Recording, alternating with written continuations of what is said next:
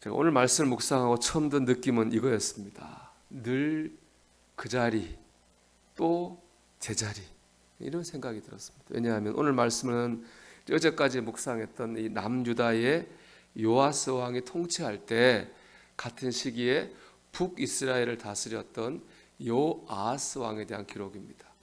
그런데 이 요아스 왕이 가진 가장 중요한 특징은 뭐냐? 그가 예후의 아들이었다는 겁니다. 예후는 하나님의 말씀을 따라 아합 가문을 치고 새로운 왕조를 세운 사람입니다. 아합과 이세벨에 의해서 우상의 지배를 받던 이스라엘을 새롭게 만든 개혁가요, 혁명가로 부름받은 사람이 바로 예후예요. 그런 예후가 나라를 세웠으니까 이 이스라엘은 이전과는 전혀 다른 새로운 어떤 더 놀라운 나라가 될 거라고는 기대가 있는 거죠. 그런데 2절을 보면은 그런 기대가 한 번에 와르르 무너져 버려요. 2절 말씀 보면 여호와 보시기에 악을 행하여 이스라엘에게 범죄하게 한 느밧의 아들 여로보암의 죄를 따라가고 거기서 떠나지 아니하였으므로 그랬습니다. 여호와의 아들 예후의 아들이죠. 예후의 아들 여호아스는 느밧의 아들 여로보암의 죄를 따라갔습니다. 거기서 떠나지 못했습니다. 원래 이 느밧의 아들 여로보암은 북이스라엘 나라를 처음 시작한 사람입니다. 솔로몬의 아들 르호보암이 너무 영적으로 타락되고 잘못된 삶을 사니까 하나님께서 12개 지파 중 10개 지파를 떼가지고 여로보암에게 줬어요. 12개 지파 중에 10개를 줬으니까 엄청난 축복을 준 거죠. 그러면서 내가 하나님을 믿는 믿음으로 살면은 지키시고 축복하겠다 약속하셨어요. 그런데 여로보암은 왕이 되자마자 뭐 했느냐? 가짜 성전을 짓고 가짜 절기를 만들고 가짜 제사장을 세웠어요. 진짜는 다 남자에 있는데 가짜를 만들었습니다. 그 이유는 사람의 마음을 얻기 위해서예요. 진짜가 있는 남유다라 사람들이 가면 혹시 마음이 자기에게 떠날까 봐 두려워서 그리 가지 말라고 가짜 예배당, 가짜 절기, 가짜 제사장을 만들어 놓고 하나님을 믿기는 믿는데 제대로 못 믿게, 비슷하게 믿게, 그렇게 잘못된 길로 이스라엘을 인도했습니다. 여기 로보암이 하나님 잘 못 믿어서 10개 지파를 떼서 이렇게 줬는데, 잘 믿으라고 줬는데 그 잘 믿으라고 준 축복을 가지고 하나님을 본 게 아니라 인본주의적으로 나라를 운영해 갔습니다.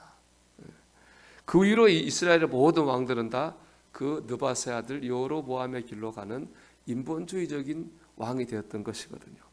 그런데 오늘 말씀 보면은 혁명가로 개혁가로 등장했던 예후의 아들 여호 왕조의 왕 요아스도 똑같이 여로보암의 길을 따라갔습니다. 그 길을 벗어나지 못했습니다. 여호 왕조는요, 이스라엘 여로보암 이후로 5번째 세워진 왕조입니다. 요아스는 11번째 왕이에요. 왕조가 5번 세워지고 11번 왕이 세워지는 동안에 달라진 것은 하나도 없어요.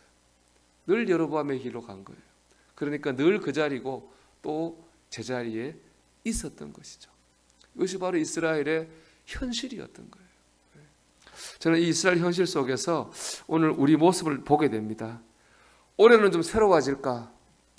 이번 달은 좀 달라질까? 이번 주는 좀 낫게 살까? 오늘은 좀 더 믿음으로 살아야지. 우리 기대를 가지고 시작합니다. 하지만 지나가 보면 늘 제자리입니다. 또 그 자리에 서 있는 것을 보게 됩니다. 여전히 자기 중심적인 어린아이의 모습으로 사는 거죠. 하나님 말씀에 순종하기보다는 내 마음을 따라서 사는 거예요. 늘 그 자리에 또 제자리에 있는 것, 이것이 우리의 모습 아닌가, 그런 생각을 말씀 묵상하면서 했습니다. 좀 슬픈 생각이 들었는데요. 하지만 하나님의 모습 보면 참 감사하고 힘을 얻었어요. 우리는 늘 그 자리에 있고 제자리에서 벗어나지 못하고 있는데도 하나님 그런 우리를 포기하지 않아요. 우리를 향해 일하시는 일에 지치시지 않아요.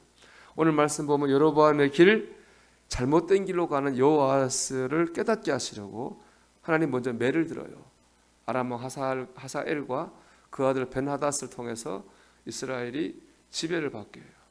근데 괴롭고 힘들어서 기도하고 회개하고 기도하니까 하나님 구원자를 세워서 그들을 구원하셨습니다.